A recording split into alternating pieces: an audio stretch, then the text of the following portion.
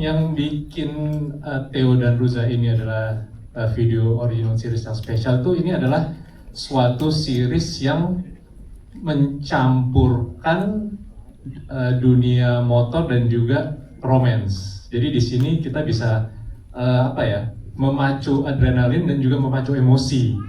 Karena ada momen-momen di mana yang kita merasakan, ini mereka ini sweet sekali, mereka ini gemas gitu kan secara couple, dan juga selain itu kita secara adrenalin tuh terpacu karena balapan motor yang cukup seru lah, bisa dibilang begitu. Jadi cerita Wattpad ini sudah dibaca lebih dari 17 juta kali ya. Yes, betul. Gitu. Tentu saja sama seperti kita mengadaptasi novel Wattpad lainnya, tentu saja kita ada beberapa penyesuaian, terutama karena kita memilih cast-nya adalah Haiko dan Yesaya ya. Jadi kalau dari novelnya itu dimulai dari usia yang agak lebih belia.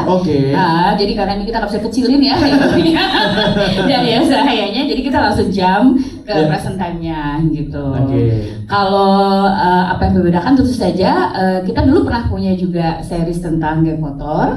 Dari situ kita belajar banyak dan hasilnya kita perbaiki untuk Theo dan Rusa gitu. Jadi tentu saja ini akan jadi sesuatu yang berbeda, tapi sekaligus juga relate ke masyarakat. Yang kemana-mana mana suka pacaran naik motor siapa nih? Jadi film ini kita khusus kita persembahkan untuk teman-teman yang romansanya masih suka goes-goes berdua di atas roda dua ya. Gitu. Benar-benar. Yang penting kalau di film boleh ngebut, tapi kalau lagi pacaran aslinya jangan dikebut-ngebut. Betul. Jangan lupa pakai helm ya. Benar. Cerita ini kalau untuk saya sangat menarik. Dari segi penceritaannya udah pasti ada cinta segitiga, tapi selain cinta segitiga itu juga ada plot twist yang banyak dan ada pertarungan antara geng motor juga. Jadi puzzle-nya banyak banget itu sih. Ya setelah kita baca ceritanya pasti ada brainstorming, ada pembuatan konsep, pemilihan color tone dan segala macam bentuknya itu supaya dari segi ceritanya bisa masuk ke dalam anak muda yang zaman sekarang ini gitu. Dan hasilnya seperti yang tadi dilihat. Masuk banget. Aku percaya setiap orang pasti punya sisi red flag-nya. Tapi kayaknya penonton belum bisa melihat sisi red flag tersebut di episode pertama. Itulah fungsinya untuk menonton sampai episode 8 nanti. Kalau kedua, Aldo ini hidupnya penuh konflik. Konflik sama keluarga, konflik sama geng motornya teman-temannya sendiri, bahkan sama dirinya sendiri. Dia ngejalani hal yang dia tidak nyaman sebenarnya. Sampai dia bertemu sama satu wanita yang merubah hidupnya. Wanita yang membuat dia, gue bisa jadi diri gue sendiri, gue bisa berani untuk mengambil keputusan untuk tidak menjalani apa yang tidak nyaman selama ini. Untuk lu gitu. Dan itu adalah Ruza. Penasaran seperti apa? Penasaran. Ini episode 2-nya. Jangan dulu. Ini aja baru tanggal 26 ya. Ya tadi aku udah bilang dia ini banyak konflik hidupnya bahkan sama dirinya sendiri. Benar. Nah termasuk toxic masculinity-nya ini. Gitu loh, dia selalu dianggap bahwa laki-laki. Padahal yang mau jadi geng motor adalah kembaran tadi si Heli. Yang mau jadi ketua tuh justru dia. Aldo tuh bisnis banget otaknya. Karena ibaratnya bahasa gampangnya bokap bilang lu laki-laki, lu yang lanjutin, lu yang mimpin, lu harus kuat, lu harus tangguh, lu harus ya laki-laki. Padahal laki-laki juga punya hati. Laki-laki juga bisa. Boleh tepuk tangan dulu boleh. Laki-laki juga bisa loh untuk ya menangis itu boleh. Boleh. Merasa sedih, merasa dirinya mungkin jatuh itu boleh. Kenapa ya? Kok hidup lagi sendiri? Masih lucu lagi gitu. Iya. Terus. Kayak gitu. Jadi masculinity itu nyata banget. Semoga kita semua lewat tontonan ini bisa teredukasi. Benar. Bahwa nggak semau-maunya tuh harus laki-laki, nggak semuanya gitu harus laki-laki. Benar. Mimpin kuat itu bukan tugas laki-laki, perempuan juga boleh loh.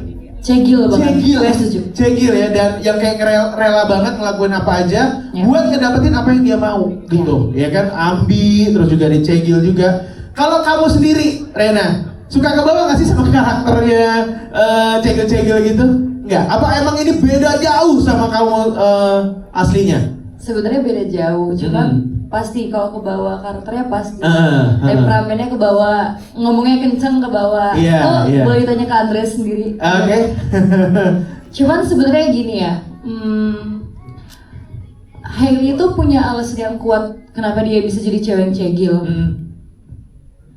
Dia itu ingin membuktikan kepada anggota geng Kilian, kepada orang tuanya, kepada kakaknya Aldo, kalau dia itu juga bisa memimpin. Itu kenapa dia ambis banget.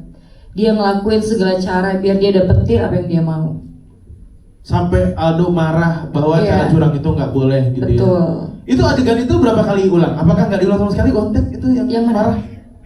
Yang marah Karena begitu Aldo marah yang gue nggak suka adegan curang-curang itu gue langsung dapat respect bro, respect banget. respect. Tepuk tangan dong luar biasa. Karena gue lihat Aldo kayaknya jahat nih gitu tapi pas udah ada respectnya, jadi tetap sisi humanis itu ada gitu. Dia itu fair orangnya. Kalau ditanya ulang-ulang apa enggak, yang tadi sih enggak, tapi ada adegan ikat boleh dibocorin. Aldo ditampar sama Heli. Oke, itu di berapa kali? Itu menang 17 kali loh. Oh, banyak amat. Tapi arah kamu ya, Seth. Ditampar apa ditampol? Oke. Itu diulang tuh. Sakit ya? Hah? Sakit ya? Rasanya sangat berat, pasti sangat berat. Dan lebih effort juga untuk membuktiin ke orang-orang kalau misalnya kayak gue Hailey cewek, gue bisa mimpin ketua geng motor. Cuman gak sedikit orang yang underestimate. Tuh yang baju pink tuh juga contohnya underestimate duluan. Papanya juga. Sebenarnya mungkin untuk cewek-cewek di luar sana banyak kalian yang punya mimpi. Tapi karena kita perempuan, kayak orang bilang kayak paling nggak bisa apa-apa, udah di rumah aja, masak aja gitu loh. Nggak kayak gitu sebenarnya. Kita tuh mungkin emang kalah dari segi fisik sama cowok ya. Cuman kita kan punya pemikiran. Jadi aku senang banget sih jujur karena untuk penonton-penonton yang pembaca-pembaca yang bilang oh ini benar-benar kayak Wattpad in real life. Awalnya kan ketika kita memerankan peran kita di Theo dan Ruza yang sesuai dengan Wattpad, pasti buat aku challenge-nya gimana caranya supaya aku bisa ngikutin ekspektasi mereka yang tinggi. Benar. Karena kan pasti pembaca-pembaca Wattpad ini mereka di setiap karakter yang mereka baca di ceritanya itu yang karakter yang mereka suka, itu pasti mereka punya ekspektasi yang tinggi. Oke, di bayangan gue karakter si Ruza nih kayak gini. Dan itu jadi challenge buat aku gimana caranya aku bisa mendeliver itu supaya pembaca Wattpad ini mereka bisa ini nih pas banget. Ini yang maksud gue. Ini yang ada di bayangan gue, Ruza tuh kayak gini dan I meet their expectation. Itu I'm very happy. Yes. Of course. Yes. Karena menurut aku juga kita sebagai perempuan, kita tuh bukan perempuan yang lemah. Kita juga bisa, we can be independent, be our own woman juga gitu. Tepuk tangan dulu untuk semua wanita yang ada di ruangan ini dan di seluruh Indonesia. Terus gimana cara kita juga bisa kita punya pemikiran sendiri, kita punya empati, kita punya our own contribution gitu buat in the world gitu. Kayak contoh si Ruza, dia tuh passionate banget sama pendidikan. Jadi kan dia punya dia bikin konten Math is Fun. Jadi itu kontribusinya dia untuk bisa membantu anak-anak belajar matematika.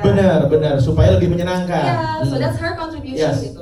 Jadi menurut aku Hari Kartini itu udah nge-remind kita semua untuk kita bisa saling menguatkan, kita bisa saling menginspirasi, kita punya kontribusi masing-masing untuk masa depan kita, untuk masa depan orang-orang di sekitar kita, orang-orang yang sayang. Aku nggak suka matematika. Sebelumnya hai dulu, hai semuanya teman-teman, hai teman-teman media. Oke, gue jawab ya. Kalau riding sih sebenarnya baru setahun 2 tahun belakangan sih.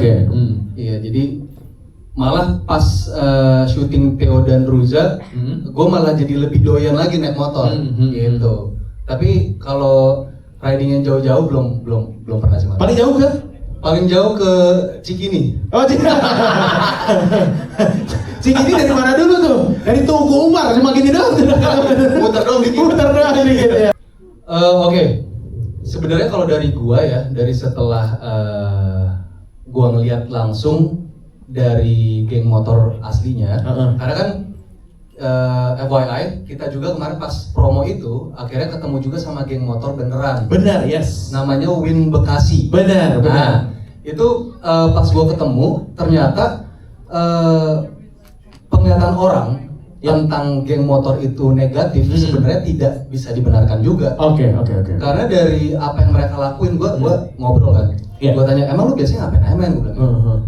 Ternyata mereka itu ngumpul suka kayak bagi-bagi takjil pas buka puasa kemarin. Terus bikin acara-acara yang sama anak-anak muda lainnya gitu.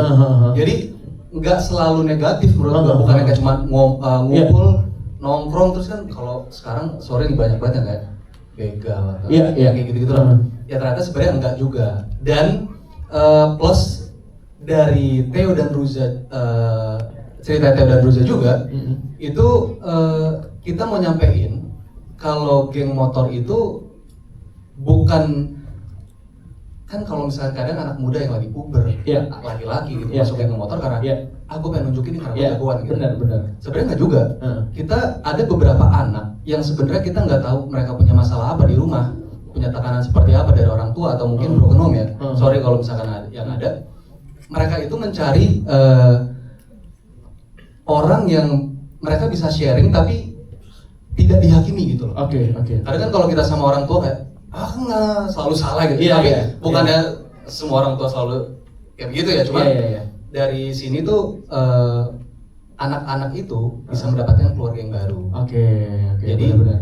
bukan output itu nggak selalu harus yang negatif, tapi bisa juga menjadi yang positif. Yang kayak tadi kayak anak-anak Win Bekasi dan apa R&B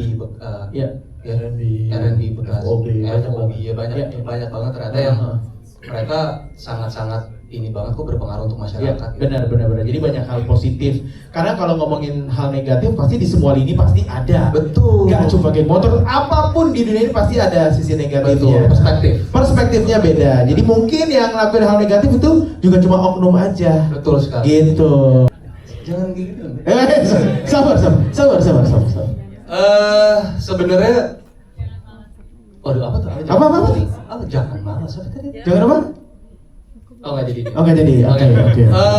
Theo ini bukannya jago untuk manipulasi sih, sebenarnya nggak juga. Cuma itulah maksudnya kenapa ada scene terakhir di episode pertama itu sebenarnya tujuannya untuk memberitahu kalian karakternya si Theo. Oke. Jadi buat Sabar, kenapa ya anak kencang banget? Sabar. Kan karakter Theo, bukannya saya di dunia akhirat. Bukan karakter gua. Beda kan antara Theo sama Yesaya. Bedain deh. Beda. Ya jadi di scene pertama itu juga ada artinya yang nanti maksudnya bisa menyambung ke episode yang berikutnya. Oke.